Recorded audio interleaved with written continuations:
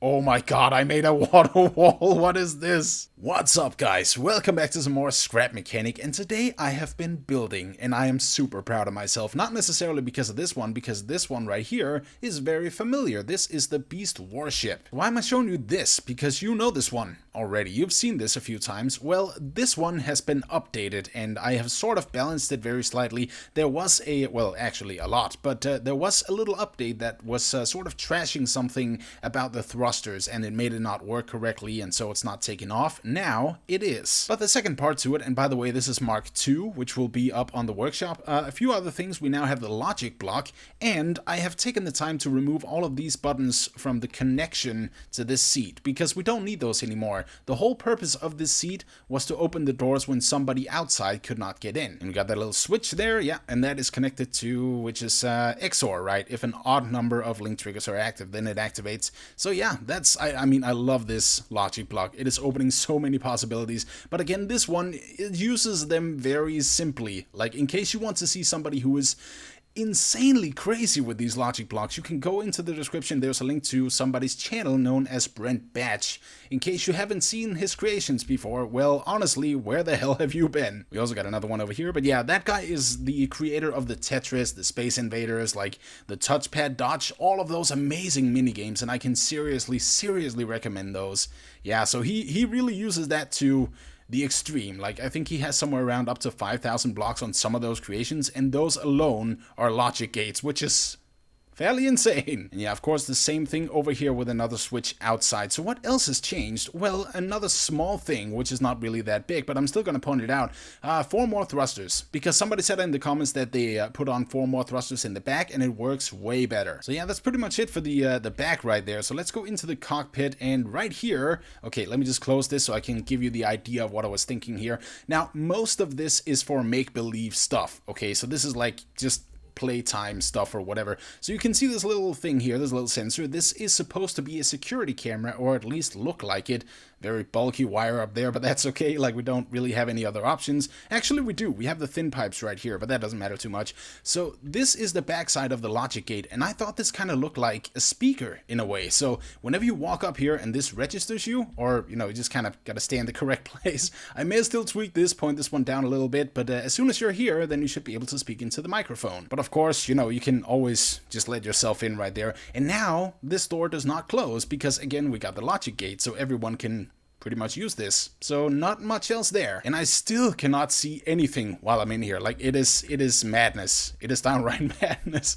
But it works. It definitely works. So let's hop on in here again. Oh my god, it is so good to be back in this thing. See here, 4. You know what? I'm just gonna show you this from the outside. So 4 right there, and then 2 just to go a little bit up. And I hope that this, yeah, look at that. That is incredibly stable. I think it is slightly going down in one end. I think that's the front, but that's okay. Like, this is so incredibly stable. You hardly notice it. 1 and 3 still turn this one. There's not much else. Actually, there's not anything at all that is new to this one in general. That was the updates that you just saw, but it still uses the auto-stabilizing gyroscope in there. And the next creation that we're also going to take a look at, which you, I think, have seen before, also uses that. And in case you don't know about the gyroscope, it is that one right up there, that one spinny thing in there. And I'll show you something, you know, of a concept in another episode, like how to build that. But basically, if you don't know what that does, that is auto-stabilizing all of your flying creations. I think there was like another glitch that was also made by the one and only Brent, which I think stabilizes creations a lot better, but I don't know if it works for these types of creations, like insanely huge creations. I love the fact that I could finally get to update this one so that you guys can use it again. One thing that I think is very sad is that these are put up all the way, and these are responsible for the turning. So what I think I may do in the future, because the turning is still a bit weak, and again, it is such a heavy creation, then I may actually put double thrusters on, like another row below this. Not too sure, but we'll see. Alright, it is time for the next creation of today, but before I do that, I just kind of want to show this for those of you who don't know, that this is actually a water level. This is a custom level made by a few modders, and I'm also going to be linking their mods in the description below, so you can go ahead and check that out, along with their YouTube channels. Actually, I'm going to link their YouTube channel so you can find it on their pages, right? So what I'm going to do is just set out a little block there. That's something that you need to do, because you place the water and you can still, you know, kill the water, actually. Oh my god, I made a water wall. What is this? Okay, that is a little bit trippy. Okay, so whenever you want to delete this, because you can, then all you gotta do is just find the block wherever you place that, which is like right next to it, and then simply delete it as you would a normal block. Now, this does not have any collisions or whatever. I do have a water mod video, so you can go ahead and check that out. That is very recent. I'll also put a link to that in the description below, so you can go ahead and check that out. But for right now, I say we move on to the creation itself. I just wanted to explain why this level is here. So the last time you saw this creation, it was not very aesthetically pleasing. Like, it was just default colors, it wasn't complete, there was still some issues that I was working out. Well, now I feel like I got it down. So this, ladies and gentlemen, is the Beast Carrier.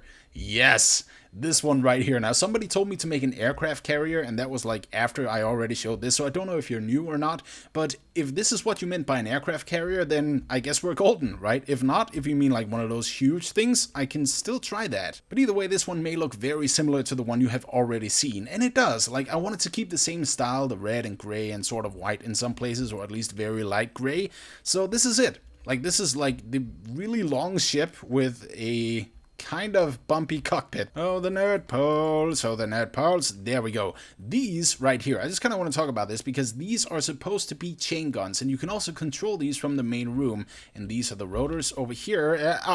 Come on. Are you serious? Well, it's a good thing we got unlimited wood, right? That's what she said. Either way, I'm just gonna... Third time is the charm. We all know this. Yes, there we go. All right, so this one up here, I'm gonna go in here in just a second, but this one right here is a sort of a turret control thing. I don't really know what to call it, but it's definitely like a turret on the deck of the ship itself, and it spins like very violently, and it also turns from one side to the other. Alright, so I can go in here, which is nice because I came from down there, and then I can walk all the way up here, and I can press right there, but that spoils the surprise, I guess. Well, there's not really much of a surprise because, again, you have seen this before. I'm gonna remove that nerd pole as the first thing. Alright, so let's hop on in here, and this, I guess, is the kind of surprise. Not that one right there, that's just like a door closing, but this one I showed you before as well. The only difference now is that it's colored. So yay. But there's a lift that goes up there, and now you are within the cockpit. I was kind of hoping to get some seats in here, but it's getting rather cramped. I don't know if I should put one there and then another one there. It's just like the other Beast Carrier there, that there's space for like 10 players in that one you saw before, but this one there's space for one. Or technically two, there's one out there as well. Let's put that one down there. Like, I love the logic gate, because all of these other things before where you had to base your build around where you need to place your switches, that is gone. Like, that is completely gone, and I love this. I love this so freaking much. Okay, so here is, of course, the door out to the deck, and because this switch on the other side, if it was right there, where this ghost block is right about now, then it would go into the wall, and it would sort of bump out a little bit. So what I have done is just put that a little bit on an offset, I guess. So right off the bat, I want to say that I tried to make the cockpit as good as possible, like to be able to see out of it on all directions. Up here, you're gonna have a little bit of trouble, but that's okay. And this may look very strange, and also from the outside, like, that looks very strange. A little bit cool, I think, by the way, otherwise I wouldn't have included it, but this is purely for the fact that you don't get stuck in the roof or pop up through the roof there. So this is like a little bubble, I guess, like a little bubble that you can easily get out of the seat from, and you don't need to worry about the roof. So let's just check out the chain guns there. That is number 3, and then number 4 is activating that, and they also spin very rapidly. I may redo those. That was one of the issues that I kind of wanted to take a look at again, because this is not correct. Like, this is not the way that I wanted it to. I wanted them to be much bigger, so I'm gonna put on something that's a little bit more robust, I guess, like just bigger guns in general. And another small thing that I'm debating with myself is, should these go higher up, and should they at all go down quite like this, because then they would technically be hitting that rotor out there, right? So there's another balance problem, and that is the cockpit, because I want to be able to see out, and this is clear enough, but I'm worried that if it goes any higher, it may not be. So one is the main rotors. Now this is made to keep me as stable as possible in the air, just like the other one. And see this? Like, it is going up very, very slightly, but it should just keep its level right about there. Yes, right about there. Now it may tilt to one side or go down or something, but that is okay. Like, we can still just make it go up. It was simply for the purpose of having this as stable and not wobbly in the air as possible. So also turning, and that is now on A and D, and I'm currently figuring out another system that may make you reverse on S. So yeah, right off the bat, this one is incredibly smooth. You can see it tilting back just a little bit, but then again, this one is using the stabilizer system on the gyroscope. Maybe I could also put up these thrusters a little bit. Maybe that's what's causing it. I've learned a few things from Simple Planes, where you guys taught me a few things as well. Also, I think I could just deactivate those cannons right there and just put those down. Like, I love that. I wanted something more than just like a flat side there with that little indent. So I tried to put these on. I may do something that's a lot bigger because I don't really like these at all. I think they're very flimsy. All right, so I just want to show you the stabilization system before we check out the inside, by the way, because this is also very awesome. Whenever I turn around here, and I can just go forwards a little bit more to help it along the way, but when I turn, it should just tilt to one side, maybe back or something, and this is still tilting like a lot back, but it will never tilt more than that point because it has the auto-stabilizing gyro inside. I think it is also turning just a little bit to the one side. Yeah, but it's, again, it is going to correct itself, and it is super good at it. I think I can just kind of zoom in. Oh yeah, there it is. Again, I'll take a closer look at that in just a second. And of course, when you want to go down, all you got to do is simply deactivate the engines, and that will be that. So that is going to ram onto the ground. Okay, that's a little bit off. I hope that the elevator still works. That's another thing, that they actually have a few issues whenever you land a little bit crooked. So I'm going to see how the bearings do here. Not too bad. Not too bad. Let's see about the down trip. Okay, so I'm scooting a little bit out of control, but that is basically my fault. How about there? Yes, it also works absolutely amazingly. Let's put this one on the lift, and we'll see about that gyro. So the logic gates there, well, okay, you need to watch out, but they're on both of the sides so that you can easily get in and out, right? And then there's no other way other than if you, of course, punch a hole in the wall or whatever.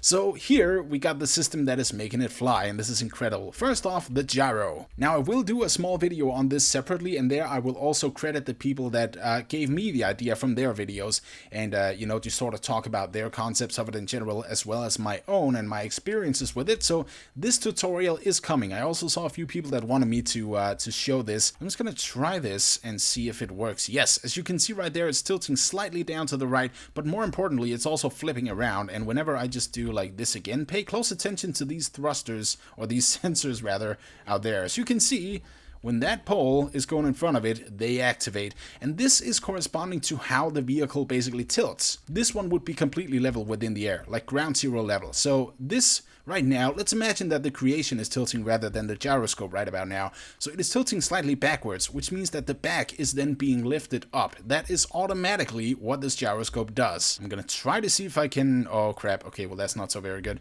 I think I got, yeah, okay, I got one over here. I'm gonna try to see if I can get a good shot of that right there. Right, so that would be the other side tilting, and then these on the side over here, as well as those one over there, to correct it, would then turn on. This is incredibly awesome. Now I got a bunch of thrusters over here, and these are all put on to keep me very stable within the air, so they're good, they're very good. These blue ones are for taking off, like basically going up into the sky, and the sky is blue, so that was sort of my cue for that. I don't know why I needed to color code these, but either way. Over here, however, we also have the turning system, and I believe I explained this before. Let's see if we can understand. Yeah, okay, that's actually not too bad. So this one is controlled by this seat up here that we have in the cockpit, and it is simply A and D, so it goes left and right. Whenever one of these hits the sensors, like one of these sensors get activated, then that will trigger these ones out here, and the same ones on the corresponding side just opposite of it over here. Now another one of the issues was that the creation is sort of starting to tilt a little bit out of control whenever you use this turning system, and I think that's because the thrusters are nowhere near the center of mass. Like, they need to be a little bit higher. So that's maybe what I'm gonna do at some point. I'm not too sure like how to balance that off correctly, but I think it's the same issue with the thrusters in the back. And then this one right here is on the workshop as well. This, I love this one. I kind of wanted these out here, like these propellers. I even went so far as to actually put them to be crooked, like they would be shoveling the air to make you go upwards, basically. So yeah, a little bit of detail everywhere in this one, guys. However, looking at this gun here, I come to think of maybe that was a little bit too little detail, because I could have made this one a lot better. But either ways, guys, I'm going to update this one. So this is the Beast Carrier Mark 1, and the other one was the Beast Warship Mark 2, because it has been updated, and these are both on the workshop, and links are in the description below. So guys, thank you so much for watching. I really and truly do appreciate all the support on all of the series right now. So thank you so much. Leave a like if you enjoyed it, and I will see you in the next one. Peace.